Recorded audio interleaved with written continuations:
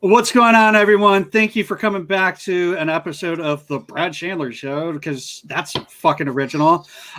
With me today, I got Eric Valad, one of my buddies from the Connecticut music scene. He is in She Walks Without Legs. What's your other band? So yeah, at the moment, my other band was Scatterhead, but that was years ago. We were more of a cover band. We had originals, but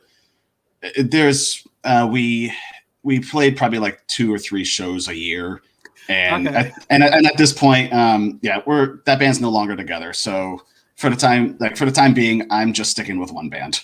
So all right. Yeah, one band without a bassist. So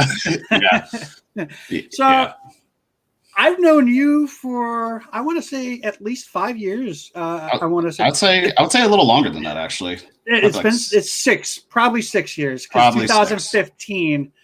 And I saw you and the guys in She Walks Without Legs. I'm pretty sure it was at Cherry Street. And it was more than likely. Cherry Street's pretty much the mecca of the Connecticut metal scene. Everybody goes there. So before we start getting into music, I want to just ask, how you doing, dude? How are you going through with the whole COVID quarantining? Like, are you working? Are you keeping yourself busy? Yeah. So for the time being, I'm unemployed as of October, but I do have promise for another position soon. So I'm looking forward to that. It's one of those things where it's like, oh, it doesn't pay as much as my last job, but you know what? I can work through it. I can do management. I'm fine. I'm not one of those people that like the second, because I have friends that I know that when they were unemployed and they were getting like the extra 600 for the COVID relief, like they were just spending it on useless shit. And I don't know, for me, it's like if I was getting that extra 600, I would keep it safe. You have to think about the future for the most part. But other than that, for the most part, I've been kind of writing novels here and there. I've been working on a tabletop RPG that I've been working on. I'm still trying to perfect it. In fact, I'm still trying to find a second group to get people together to play it. So, and if you're not familiar with what tabletop is, it's kind of like Dungeons and Dragons, Call of Cthulhu, hence. Nerd. Shut the fuck up, man. No, but I'm joking. Yeah, no, for the most part, it's just been a lot of writing. I've been drawing a lot more, painting a lot more, just keeping myself mentally busy for the time being. That's basically what you got to do. I mean, once COVID hit and they were talking about shutting down the state, I didn't realize, like, when they said shut down the state, I thought they meant like shut down the fucking state. Yeah. Like nothing was going to be open. You're not allowed to leave your house. 1984. Basically. So I went out and I bought myself a PlayStation. Yeah. And I started getting into blogging. I don't know if you know this, but I'm like super into baseball. So I started blogging about baseball. Yeah. And then right around September, I started doing podcasting for baseball. And it's been like one of the only things outside of working, because I was lucky enough to have a job that was considered essential, working in a manufacturing shop. And I feel for anybody that ended up losing their job. Yeah, it's tough. It's tough right now, man. Exactly. I was actually talking to our friend Travis just before. And I told him, I was like, I don't know what I would do if I didn't have a job. If I wasn't working the entire year last year, I can't sit in my house. I cannot sit in my apartment the entire time. Yeah, no, like I will say, like the first month, it's kind of nice, especially if you're like making enough on unemployment and whatnot. But after a certain amount of time, like certain feelings do start to set in. Like, do you start feeling like, am I useful? Am I actually right? Am I actually good? Like, there's only so much of me playing guitar and doing what I was doing like mentioned earlier. Like, I'll go for walks every day just to get through it. But I should start going for walks. My fat ass gained 40 pounds. Yeah, no. Well, walks are very nice. I think it's like, I've heard that the people who live the longest live to be 100. They say that the best things that they do to keep that way is add olive oil to pretty much everything, learn at least one new thing a day, go for walks or go for a bike ride. I And don't want these are to live. I don't want to live to be 100, dude. oh Fuck not that. not no not neither do I. Neither do I. Like I think 80 is the good is like the best I'll amount. be I'll be around like 85, 90. I'll be good right around there. I mean, they say the good die young, so I'm gonna live to be 1,000. I Look, always say that. oh, look on the bright side. When you do that, you have to constantly keep up with the times. You have to learn new languages. That sucks. I'm kidding. Get It off sucks. my lawn. Like, I don't know how you take a look at, let's say, elves in certain stories like Tolkien's, but it's like they live to be like 1,000, 2,000, and I'm like, what the hell do you do between then and there? Like, no wonder. Like, if I could live to be that long, I would be pretty much bored of everything. I remember asking my brother years ago. It was just one of those. It was one of those typical like, if you had one wish, what would it be? And he said to know everything. And I pretty much looked at him and I said no. And I pretty much told him like, then you'll be bored. There's nothing that surprises you anymore. Like I think the thing that makes everything most important is when there's the element of surprise still attached to it. I mean, in the next 10, 20 years, who knows? Maybe we'll learn how to make warp technology. I'm not saying that'll actually happen, and I'm not credible enough to say that that's possible, but it's still interesting to know that we have advancements and adjustments that we're still getting towards, milestones at a time for the most part. I definitely wasn't expecting to talk about elves and whatever. I have ADD. I have ADD. So I know, dude. We're going to go over here, and then there's going to be the shiny thing over there. And then, there's a fire. Go look at that. Oh, twigs. So, I have ADHD, attention deficit, ooh, shiny. I've never actually heard that side of it. That's hilarious. So we both met in the music scene. Yeah. I was guitarist for composing the Apocalypse. We won't mention that person who was the vocalist of that band. Yeah. We're leaving that completely out of everything. Right. Have you been creating new music? I know that She Walks did like a live video, and I thought it was cool as hell that all of you were wearing masks. Yeah. No, we like. I think. Look, even if you're the kind of person that doesn't want to wear the mask and whatnot, think about it this way: there's people at furry conventions that can survive under that stuff. If they can survive under that stuff, you can survive under a mask. And I know some people will say, like, well, what about asthma? Well, I have asthma. Don't tighten it so much. Simple as that. But no, like we did wear the masks, not just because, we obviously want to play it safe, but also people are very susceptible towards like people that they know. Like we're not famous, but if you were to look anywhere and you see people not wearing masks and they're in like, what was that pastor's name? There's one evangelical, I think I'm saying that right. Like somebody made a spoof of him yelling about COVID-19 being bullshit and whatnot. And somebody just made the video. They took him being angry and they just added metal music to it. And I thought it was fantastic, but he scared the crap out of me.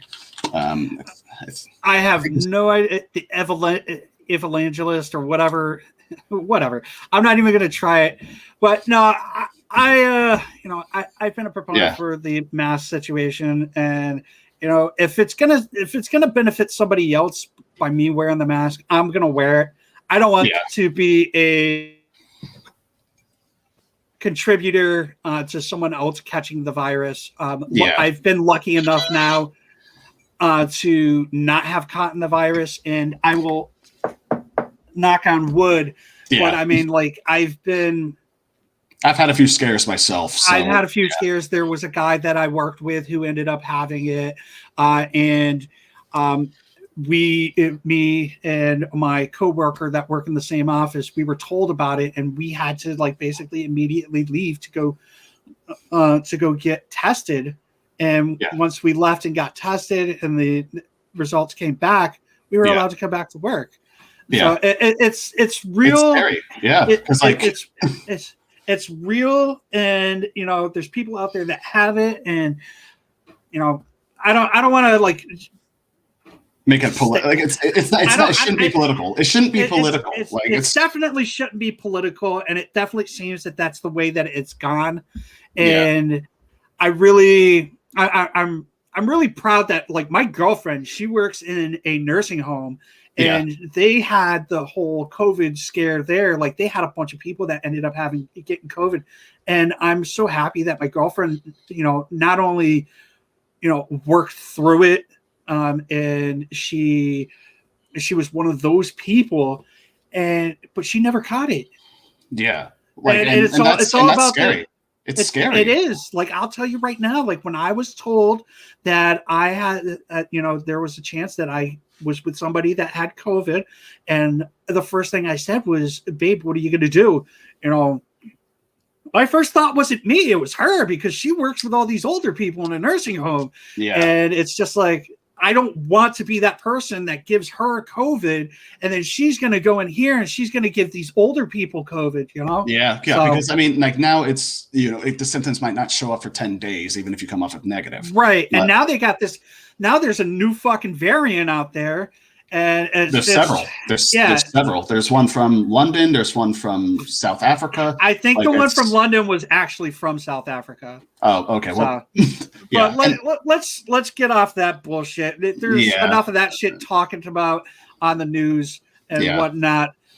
So what's going on musically, man? She Walks doing anything writing? We are actually. We're currently right now. I mean, it's still in the process. We're still writing new music. Like we have songs that we've been pretty much like before COVID hit.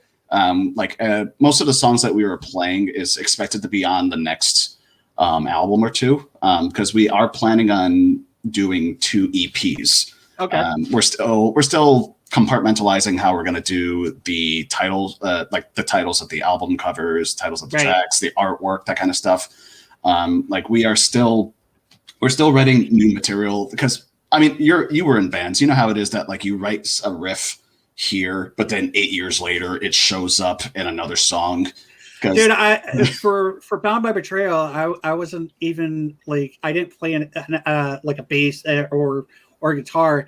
And there was one song that I came up with a riff, and I was just fucking around with it. And they heard it, and they were like, "Dude, well, why don't we put that in this song?" And I was like, "Well, why don't you?" And so they put it in the song, and I believe it was Creatures. Yeah. And I actually just listened to it the other day for the first time. And you feel proud. You feel proud for that little thing. Yeah, it's like that 30 seconds of that music that's being played right there. I wrote that, Yeah. Actually, speaking of bass. I haven't told many people this because it's not really a conversation that comes up. I actually I was actually about to approach before I joined She Walks, I was not in a band for 6 months. Yeah. And the thing was, I wasn't that as much, like I was into metal, but I wasn't as much into metal as I am nowadays. Okay. And I was just like, I need a band to be in. And I knew Aaron. So I was about to walk up to him and say, "Do you guys need a bass player?" Right before because he was working at McDonald's at the time, right before the words could reach out of me, he just looks at me and goes, "Hey, how many strings do you play on the guitar?" I'm like, and I'm like, 7. He was like, "You want to come by Wednesday and try out?" And I was like, "Sure." And that's pretty much how it started. Like right before I was about to ask if they needed a bass player, I ended up becoming the guitar player. Yeah, because Jordan was the bass player originally, right? For a while. And the thing is, he actually had some nice bass guitars. He smashed one of them at Cherry Street. I don't think you can't do that anymore because of they updated the stage to being made of wood instead of just concrete floor. Right. But like, I think as far as I know, he's the only person that's ever done that, it's like an unintended honorary system there, I guess. So what did he do? He just like Kurt Cobain that shit, or? From what I remember seeing, because it was like a quick 30 seconds that it happened, we finished, like we were at the end of our set. And I don't know how this happened. I feel like he would probably tell you different, but like the head I saw snapped off. Oh, fuck. I don't know how. Like I know bass strings are like really thick and they add a lot of tension. Like my bass guitar right now is, the neck is starting to warp like this. So I have to get it fixed. But I just saw that happen. I think he got mad. Then he just took it and said, "Screw it," and smashed it. But I think another story attached to it as well was Guitar Center pretty much, he got a warranty for it, and he asked the guy, he was just like, so if I smash this guitar, I could just come back here and get another one. He was like, yeah. So that's what he did. I guess. What the fuck, dude? That's great. Hey, if you know how to play the system, Yeah, fuck Guitar Center. In my opinion, I've never been a fan of them. I would hate to work for them. Right yeah, now. I've had a few people that worked for Guitar Center, and they said it was complete bullshit. So yeah. I think I'm going to start something for my episodes, and it's like a question. All right. What is your favorite metal band? So that's one of those things where it's like my answer would change in the next 5 minutes. I mean, because I mean, I could sit here and tell you Lamb of God, Meshuggah, all that, but my main influences, like even before She Walks, was pretty much added to my life.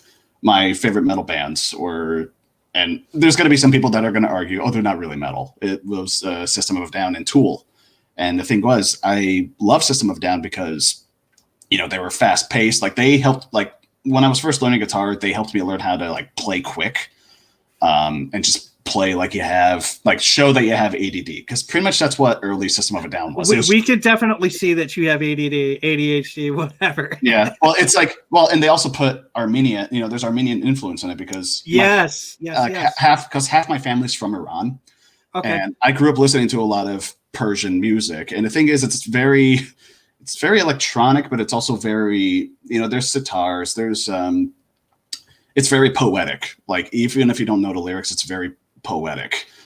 So like System of a Down immediately gravitated towards me, but I also liked Tool. I still like Tool, but like I listened to Tool because it's not often that you see a band who's able to be percussive, even with a guitar and a bass, and also be ambient at the same time. Because my dad also, my mom's from Portugal, my dad's from Iran, and we would listen to like this new age stuff like Enya, Enigma, all those kind of things. And I would listen to Tool, and I'll be like, okay, so this is like a percussive math-ish metal band that also puts on like a 10-minute ambient song that is, it's not metal, but they'll play it at like a metal festival and people would be down for it. So I took a lot of influences from those, mainly because my parents influenced me with the music that they listened to. So my vote right now, obviously, is Tool and System of a Down. It's kind of like 50-50 between the two.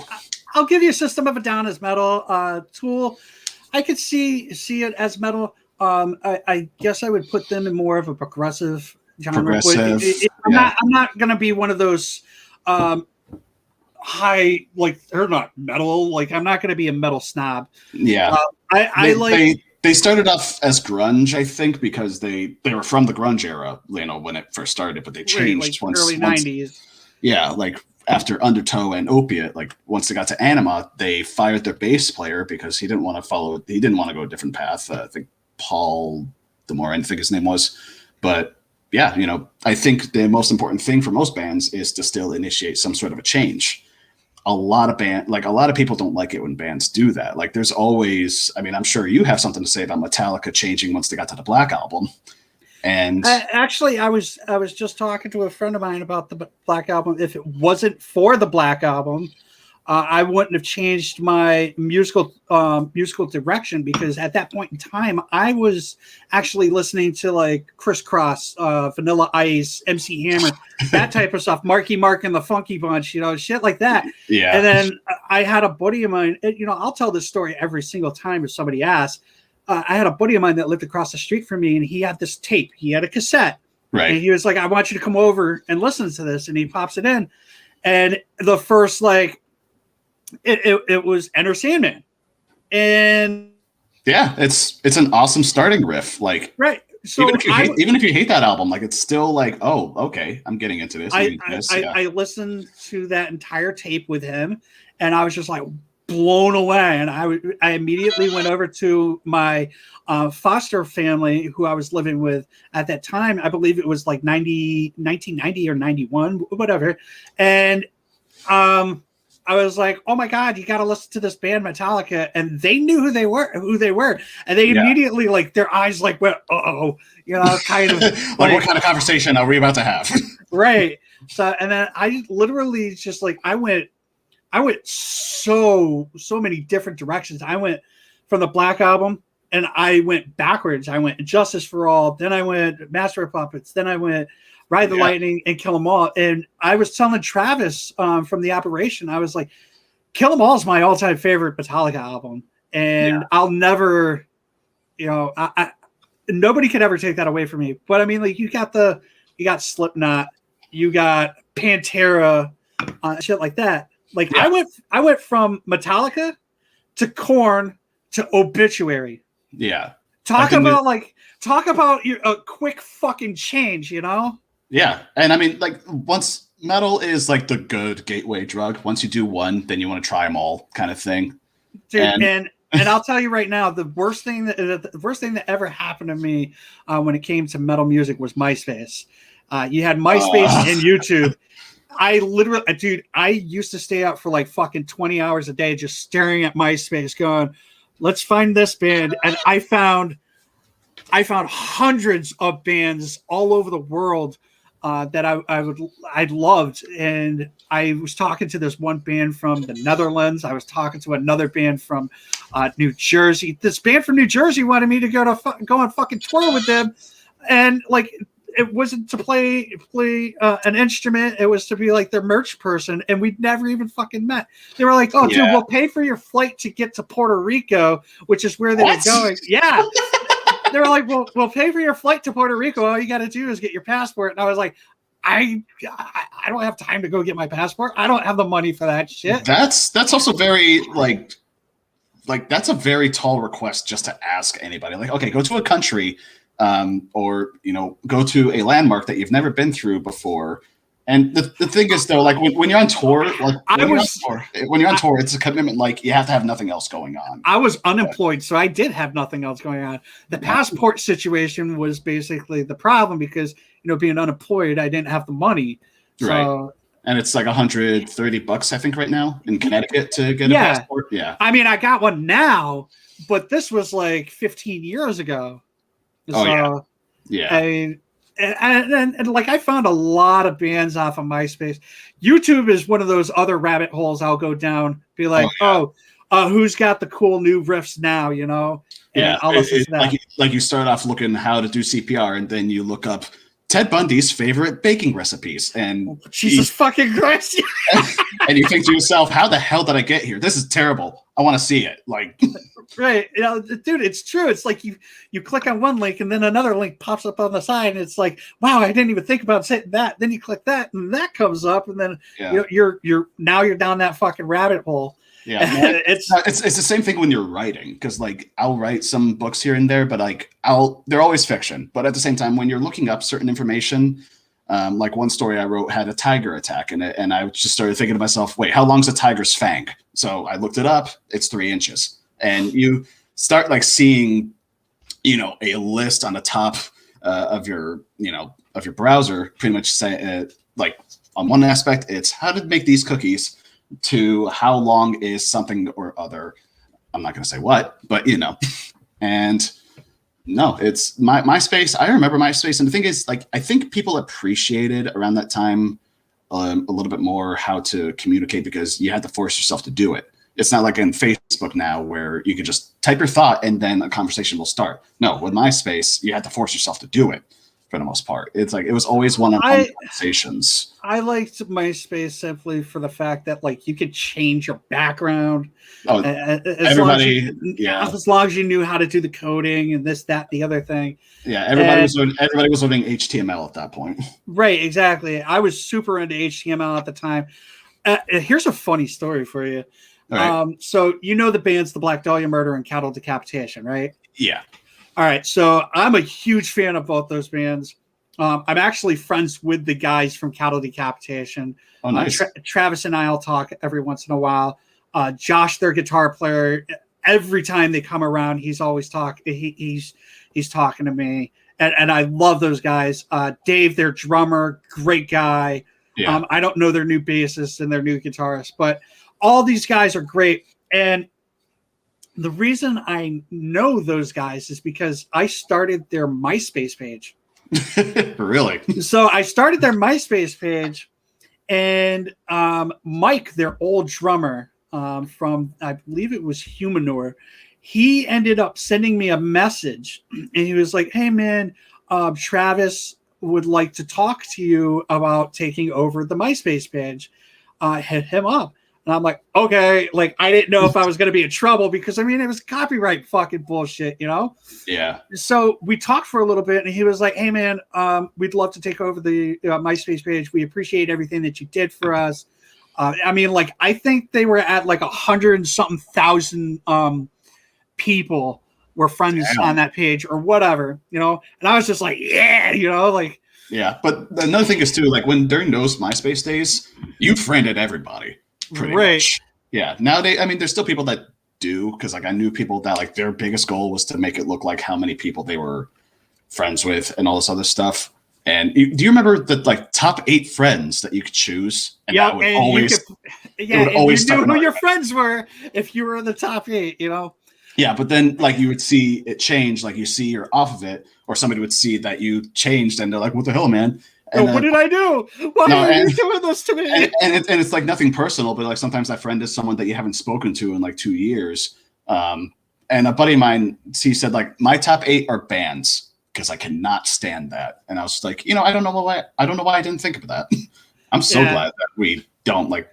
That's actually what I ended up doing is I put bands up there. And the other cool thing about MySpace was the fact that you could put the little music thing up there, and people would go to your page to listen to the music that you were interested in. Oh yeah, and I mean I started meeting other bands at that point, but I think like around the time, because I was in a band called Eye of the Pyramid. Yep. And we were in that phase between like MySpace was about to end and Facebook was starting. Yep. I think right now, actually, if you had any music on MySpace, it's gone. Yeah. Yeah. The only recording of that I had of my band Kill Your Demons was up on MySpace, and I think it was Bandcamp. Yeah. And I don't think Bandcamp's around anymore either. Is it? Let me see. I'm curious now. Bandcamp.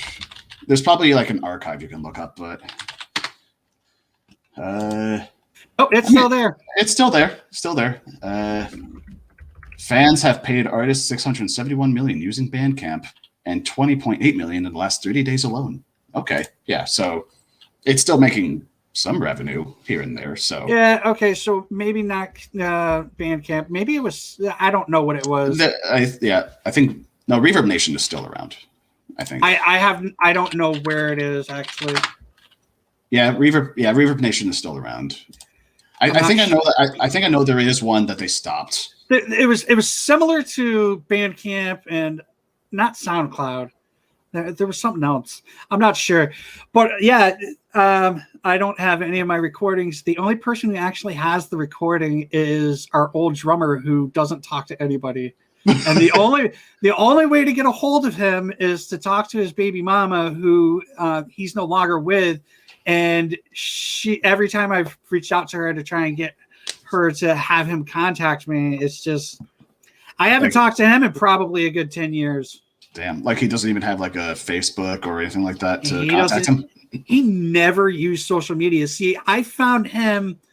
How did I find him? So Pat and I were in a band called A Dark Tomorrow. Right. And we ended up splitting away from our band, over some bullshit. And the bassist and the drummer ended up starting a new band that had something to do with demons. And I was like, well, you know what? Fuck this. I'm going to start a new band. I asked Pat about it. Pat ended up being like down with it. But we needed a drummer. We needed a drummer and we needed a bassist. So Ozfest was coming around. Yeah. And I want to say it was like Ozfest 2007. It had to have been. Right. It was something like that. And I went to my brother's work at the Hampton Inn up in Windsor Locks. Right. And I used their business lounge to make flyers that I was going to hand out at Ozfest. Okay. And I made these flyers that said drummer wanted. And I sat outside of Ozfest handing these fucking flyers out. I must have given out like maybe 2,000 fucking flyers. Jesus, how many people ended up calling back? One. Sometimes that's what it is, dude. One. And the only reason was because, his name's Ryan. His girlfriend at the time, Sarah, who ended up being his baby mama, she was the one that reached out to me. She was like, I got this flyer that you handed out at Ozfest, and my boyfriend plays drums, and I think he would be a good fit for a metal band. Like, we didn't have any music. We didn't say like, oh, this is what we're gonna. Like, here's an example. Like, here's a sample. No, we had nothing. We were just like, we're gonna be called Kill Your Demons, and he ended up calling me. We talked for a few minutes. We set up a time for me to go down to, I brought a little practice amp. Yeah. I brought one of my guitars. I drove down to his house, his parents' house. He had this wicked nice pearl drum set. It was a green drum set. It was nice. Beautiful. And he told me, he was like, Slipknot's my favorite band. And this dude's got a tattoo of Corey Taylor's face and the mask with the dreads. And I'm just like, holy shit. That's cool. And so we're sitting there talking, and I was like, well, I asked him, I was like, well, do you know how to do this? Can you blast beat? And he was like, I don't know what a blast beat is. And then he starts playing People Equal Shit. And I'm like, oh, that's a blast beat. That's a blast beat. Yeah. So he didn't know. And to be fair, I think we've all had that moment. I have it a lot where I'll be playing something, and then Jordan will say oh, do play this way, or even my other band when I was in it, they would say, oh, start doing this, pentatonics or something like that. Thing is, I don't know music theory. Yeah, exactly. I don't know music theory. It's just just do it. Just physically show me, or exactly. Do a tell me what I did. Yeah, I didn't know what galloping was until I showed somebody that I knew how to do it.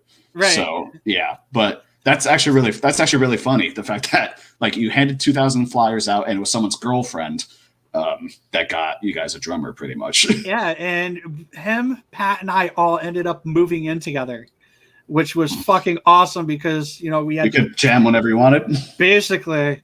So unfortunately, Pat's grandfather ended up passing away, and they needed people to live there, and it was really cheap to live there too. It was Pat, Ryan, myself, and Pat's uncle who lived there.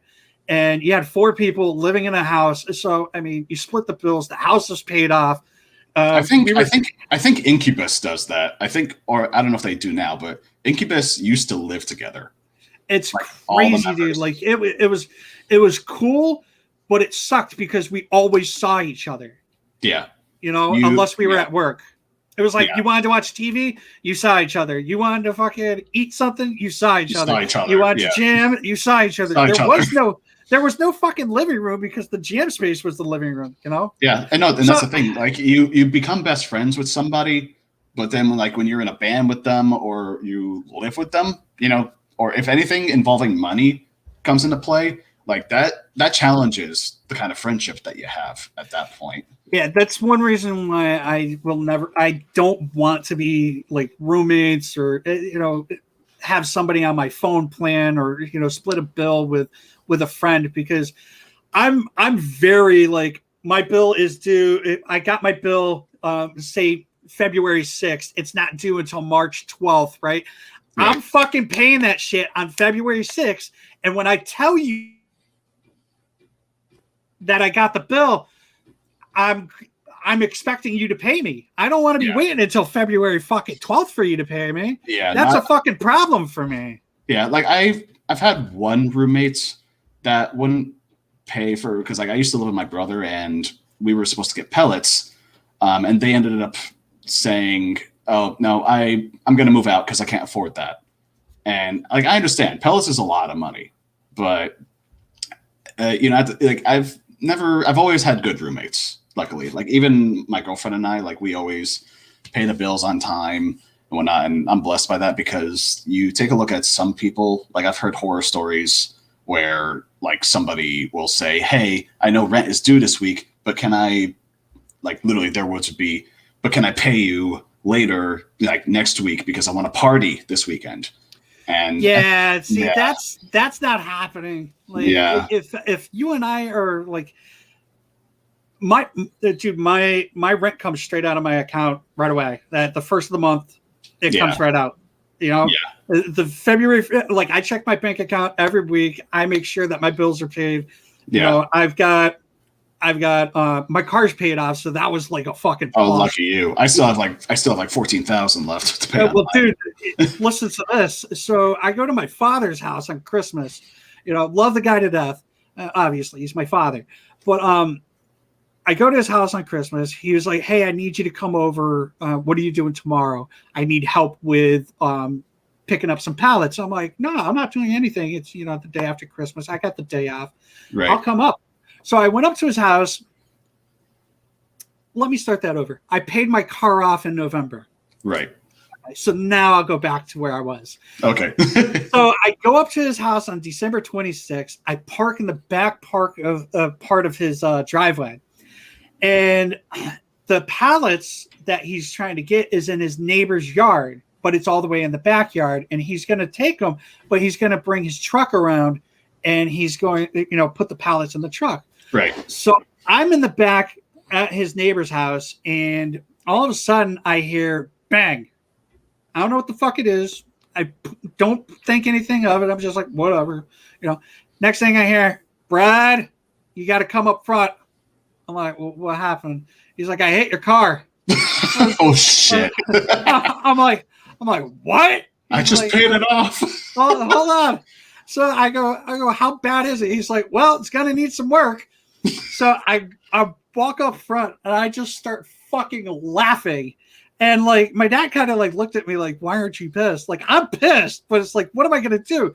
There's a fucking ginormous dent in both passenger sides of my car. And I'm just like it wasn't just a small dent. Like it looked like he made it look like a parabola, pretty much. Like he fucking slammed on the gas to go back, and he just fucking the tailgate of his truck ran right into my passenger side doors. And I'm just sitting there fucking laughing. I'm like, I went to go actually try to see if I could open the door. That just didn't happen. No. So it was fucking hilarious. I was like, oh my God. And he was like, oh, well, that's what insurance is for, like a father would say. And I'm like, yeah, but my car looks like shit. And I just fucking paid it off, Not to mention, then you have to like find a place to get it repaired. You have to wait for the part to come in. And then like, you don't know how long you're necessarily going to be having a rental for, which, granted, How long do you think it should have taken for two doors to be replaced? That's the thing. It depends on the make and model of the car. Like if it's like just stop thinking about it. Just say like what do you think should be a reasonable time that you should have two doors replaced on a 2012 Volkswagen Jetta? Oh, it's a Volt. Okay. So there's respectfully, and then there's realistically.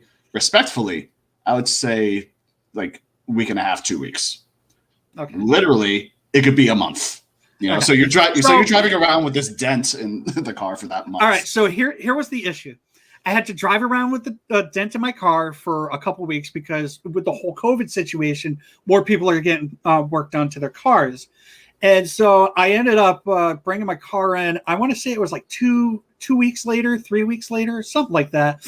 Yeah. And it was probably 2 weeks after at most. And I drop it off. They tell me it's going to be 6 days. I'm like, perfect. They give me a nice rental. It was, I want to say it was like a 2019 Chevy Malibu. It was nice, big size. It was a decent car, but very nice. And I ended up not getting my car back for 3 weeks. Jeez. I mean, at least you got to drive a brand new car for a little while, but. Well, hold on. So I was supposed to get my car back, not yesterday, but the Friday before. Right. So we're recording this on Saturday for everybody that's listening to the audio version. But not yesterday, but I was supposed to get it on the what day would that have been? Right. That would have been the 29th of January. Right. So I was supposed to get it then. They didn't call me, so I didn't get anything. I called them Monday to find out what happened, and they were like, "Oh, they were supposed to call you on Friday, but because of the snowstorm Monday, they weren't going to be able to get the car done." Then Tuesday came along, they weren't going to be able to get the car done. They told me that it would be probably Wednesday or Thursday, so I called them Wednesday. Yeah. Now it's Thursday. Thursday turns into Friday. So, no. So I picked up my car Thursday. That was it. Yeah. So I picked up my car Thursday, and they told me that there was an issue with the battery, and the battery light was on. And I was like, okay, whatever. Is that going to affect the car driving? And they're like, no, it shouldn't affect it. And I was like, okay. And they go, well, we'll reset it once we have internet connection, because I guess they lost internet connection or whatever. And the thing that they need to reset it has to be with the internet. Okay. And I'm like, okay, that makes sense. I guess I don't know anything about fucking cars. So I take my car and I drive it maybe about a quarter of a mile, and the light for the battery's on. Right. A quarter of a mile later, every fucking light that could be on my dashboard is on. So I don't like driving and talking on my phone because I think, I don't like taking my eyes off the road, Yeah. And so, but I quickly grabbed my phone. I called them and I was like, hey, we have a problem. And I tell them about the dashboard. And they're like, well, that's not good. And I'm like, no shit, asshole. So they're like, well, can you drop it off and we'll give you back the rental, yada, yada, yada. So I turn around and I'm driving. I get right on the street that this place is on. Wow. And I go to give it gas and the RPMs start going up, but the car doesn't fucking move. I'm like, well, fuck me, Now I got a car coming from, from the other direction coming at me. I got a car from behind me trying to get around me. And I'm like, well, this is how it ends. and luckily enough, I was able, this is how the world ends. This is how the world ends. Not with a bang, but with Brad's car. Right. So I ended up fucking getting into the parking lot, and I was like, you know what, fuck it, I'm gonna back it into the parking lot, or back it into the parking space. Right. So I back it into the parking space, and when I put it in reverse, it fucking it jolts forward, and I'm like, well, what the fuck? And I'm just like, okay, whatever, dude. I put it in park. I have one of them push buttons, so I go to push the button to shut it off. It doesn't shut off. Oh boy. I'm like, at that point, the best thing you can do is probably take the battery out. But well, then I'm like, well, maybe I drove this other car so long that I don't remember how my fucking car works. So I stepped on the brake, and then I pressed the fucking ignition button, and it still didn't go off. And then finally, I'm just like pressing it constantly, and finally it went off. And I tell the dude of everything that happened, and thankfully I took a picture of the dashboard. So I tell the dude, and he's like, oh, really? And then I pull the picture up and I show him and everything. And he's like, wow, that's horrible. And then he opens my car and he gets in to go start it. It won't start. Oh boy. So so Thursday I was supposed to get my car back. Now I don't get my car back. That was a dick tease. And then, they ended up fixing it. They got it to me on Friday afternoon. So thanks to those guys. I think it's Car Care, Star Care, or whatever. And yeah, I don't know too much about those. I just know that I was hit back on when I used to have my Kia Forte, the back of it was hit by my neighbor. And that was the most I've learned about how pretty much all that works, where they give you a check, you get a rental when it gets fixed and all that. But then many months later, the car just stopped. My Kia Forte, it reached 140,000 miles because I drove a lot, between playing shows, working at a job that was 35 minutes, away every single day. And we were playing shows in Mass and whatnot often. So that car was taking a beating. And one day I was driving in Middletown and it just stopped.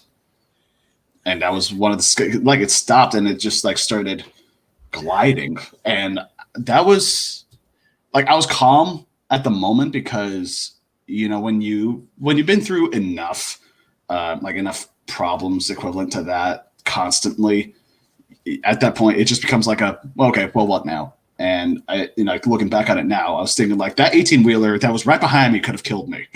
Right. But I mean, I think one of the best stories other than that one that I've heard, it's from Frank, my drummer, actually. He told me about one time and this was years ago, he hit somebody's car who just did a whole country like road trip, like from Connecticut to California, back to Connecticut, and Jesus. pretty much the guy was like 15 minutes away, and then Jesus Christ. So what did they say? It's always 25 minutes away from your home or whatever. Right, it is. They always say the accidents usually happen. Most accidents are close to home. So let's get back to music here, dude. Yeah. So we got System of a Down until we totally got sidetracked on that. We did. But that's okay. But that's okay. Brad Chandler and the ADD show. Right, basically. Yeah. So earlier, I was talking to our friend Travis from the Aberration, and he was telling me about the time that you guys got a rental van for a tour. And he wanted me to mention about the red wine rental van. Okay, and I'm still going to defend myself. No, to this day, he still thinks and he convinced everybody else somehow that I was responsible for the red wine. I wasn't. That we got red wine somehow dropped into the van. We were able to clean it. Like, we weren't assholes. Like, as soon as we were done with it, like, we cleaned the whole van. Because, like, I would hate to be working at a place like that. Somebody uses something that's a rental, and the next thing you know, it ends up looking like your car with a dent in it or something like that. Right. And mind you, like, yeah, sure, there was smoking, there was drinking done in the vehicle, but at the same time, like, after we were done, we still took respective care of it. We pretty much made sure that it looked like the way that we got it. But to this day, I did not do the fucking red wine. Okay, who was it? Let's hear the story. Who was it? I don't want to point fingers, and because the thing is, I don't know if it's entirely true. I think it was Josh, who was our bassist at the time. I think. Yes. I mean, he can, like, if he's listening in on this right now, Josh, sorry, but I think it was you. If you want to defend yourself, go ahead. I know I didn't do it. Like, they're still, like, they're gonna go to their deathbeds thinking that I did that, but I didn't. It wasn't me. And it was let me tell you this much. We went to because we were playing in West Virginia. Yep. And it was a spot where the venue we were playing at, people would be playing N64 games next to the stage while we were performing.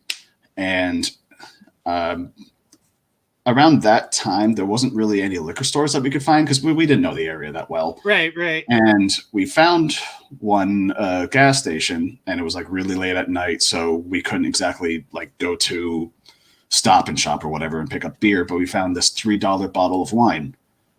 That was one of the worst alcohols I've ever had. One of the worst alcoholic beverages. Yeah, and I think the worst one for me ever was, and I know some people are probably not going to like this, the two worst I've ever had was Evan Williams. Like, it's like the second it touched my tongue, I thought I was going to throw up. And a drink called Dirty Little Freak, which is a chocolate stout. And I don't like chocolate stouts enough as it is. And around that time, I was trying to like guzzle it down. I couldn't even do that. I just poured the rest of it out. It was the first beer I ever poured out. But going back on the wine, it wasn't me. All right. I know they'll disagree, but it wasn't me. You're gonna stick with Shaggy, huh? All right. So what are you doing now? Like, I know you're out of work. You said you do some hiking and stuff like that. What else are you doing outside of hiking, writing, and stuff? How's your girlfriend? Like, I remember when you two first met. I used to run into you. My girlfriend and I would run into you guys all the time at the mall. At the mall, yeah. No, she's doing well. She's a manager at her position right now. Congratulations if she listens to us. Yeah, and I'm really proud of her. But due to COVID right now, because there was 2 stores that were open for her job, the one that she was working at, they had to close. Because so it was like luckily they were able to move her and a majority of the staff to the current location that they're in right now. So there's that. She's also in one of my tabletop. She's in my only tabletop group right now. Of course she is. Yeah. Thank you, honey. And yeah, no, for the most part, like we've been gravitating towards exercising. We've been eating a little bit more healthy and whatnot. Like we've had so much chicken in the last 3 weeks. There's chicken is pretty much like the universal food. You can do anything with chicken. Chicken is like the meat equivalent of a potato. So yeah, that's dude. I buy 10 pounds of chicken every week. And you eat it. My girl, it's our meals. It's I just started getting really I've had an air fryer for over a year, and it's my best friend now. Yeah, no, I just made some stuffed chicken breast last night with some cheddar and broccoli.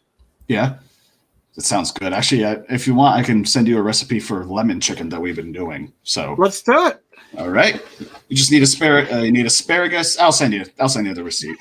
Welcome to the Brad Chandler ADD and cooking show, where we're going to talk. Actually, I have a little surprise for you. I'm just waiting for it.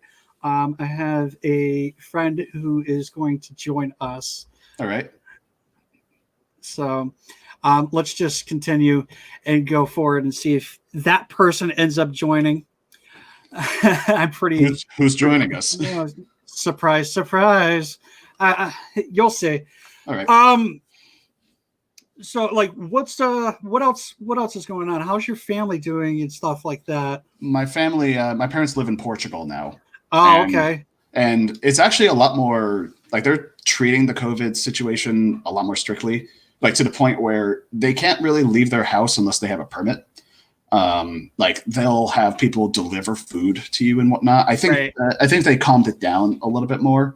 But yeah, if you are going to work or anything like that, so if you want to talk about, being stuck at home, for them, it's still good because they have a garden, they have a pool, all this other kind of stuff. They keep themselves busy for the most part. My dad's really into Korean drama for some reason. I don't know. And the thing is, they're all the same. Granted, that's why I look at shows like CSI and being to me, they're all kind of the same. And that's pretty much what it is. When he used to live in the States, I'd walk in on him watching it and I'd be like, oh my God, what are they doing this episode? And he's like, oh, it's a new show. I'm like, I really can't tell. I think these shows have the same actors in every single one of them. So our guest actually just popped on. So I'm going to bring him in. All right. Yo, dude, you look so different without a beard. You look the same. You're not wrong. Beautiful. You're always beautiful. So. Oh, thank you. You're always beautiful too. I missed your face. I missed your fucking face. Because it's right there, but yeah, it's. This is gonna sound really weird coming from me, but is your hair lighter? It looks lighter. No, oh no, I lied. It was just I'm balding pretty well. Though. Hey, we're all balding. Yeah. Hey. Oh, you guys are catching up. Yep. That's right. We're all fucking balding. Put a hat on to cover it. Yep, exactly. Yeah. Well, I'm expecting in the next unless I'm okay, I'm gonna buy shampoo to put whatever on. I'm okay with going. I feel like it's less work. Yeah. So it definitely is. I'm in Vermont, so it kind of gives me some fur up top, Yeah, because it's cold as hell up there. But dude.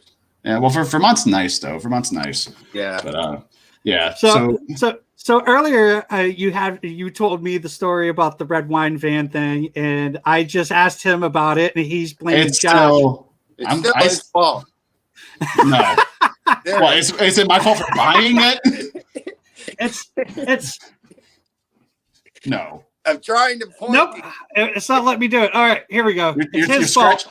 You're scratching. There we go. You got it. You look like you're scratching my ears, Travis. There we go. Am I pointing to him? Right? Yes, you are. Yeah. So, Hey, the guy didn't care about the red wine. He's like, it smells like Vermont in this van. We smoked a shit ton of weed in there, and then we went and had a drink with the guy. So obviously he didn't really care. Yeah. No, that was a fun tour. That was a fun tour. It was fun. That is the one thing I didn't ever get to do. Being You don't in a band. want. I just wanted the experience. It's fun, but it's expensive. Like when we had the van and the trailer attached, going from what was it, Washington Bridge, I think it was. Yeah, it was like $90 per side. So we spent like $180. Yeah, just going to and from the Washington Bridge. Yeah, and I was just thinking to myself, imagine if we didn't have the money. I think it's $18 or some shit like that for a car. Yeah. Oh, Bullshit. Yeah, they absolutely rape you on the Washington Bridge. Yeah. Why don't you? I want your chair, Eric. This honestly, you could probably have it because I'm trying to get a new chair, and this thing has such a flat ass. Well, yeah, my chair's probably better than that one you have. Right, here he is playing guitar. Yeah. Oh yeah, you inspired me to pick it up. There we go. Nice. Very nice. LTD. Very nice. This is the baritone one. Oh crap. The MHB 400. Yeah. It's got like I mean, you play 7-string, so what's your That's a 6. No, you guys play 7 in I do have 7. My 7 mine's B. This fucking string is like the size of my pinky, you know. That looks like that looks like the bottom of a bass, like the G string for a bass guitar. Yeah, I always love it when people say G string of a guitar. It's a G string. Well, that's immature. That you can touch that string and make it feel good. And yeah. So actually, I think I don't know if you got I know a lot of people aren't. I don't know how you guys feel about the White Stripes, but from what I've heard, apparently the White Stripes guitar player Jack, the top string on his 6th string is actually the G string of a bass guitar. Yeah. Did you watch that documentary? What is it called? It's with him, the Flash, and the Led Zeppelin guitarist. This will get loud or something like this. Anyways, Jack White, right? That's his name. Yeah. White, yeah. Is amazing. That dude's brilliant. He's a great guitar player. Yeah, dude. And that red guitar was like a Walmart or some kind of fucking. Yeah, it's a $60 guitar. It's a terrible guitar. He would let kids and people jump on his guitar before he went on fucking stage, and it would be out of tune, and he would find the note. And it's just like that's brilliant. That's crazy, dude. Yeah, that's a hobby to have. Right? I wish I had the ear for that. In that documentary, he would talk about how dirty he liked his sound, like old blues. The guy that's sitting on the porch playing that broken acoustic guitar, through an amp with a broken speaker, but it's still. That guitar is the Toyota truck of guitars. Pretty much. All right, guys. I don't mean to cut you guys short here. Trav, if you want, you can stay on, and Eric also stay on. I'm going to just end the recording here. Everybody, thank you for listening. Eric, so much for being on. Trav, love you guys. Love you too, man. Glad you're doing it.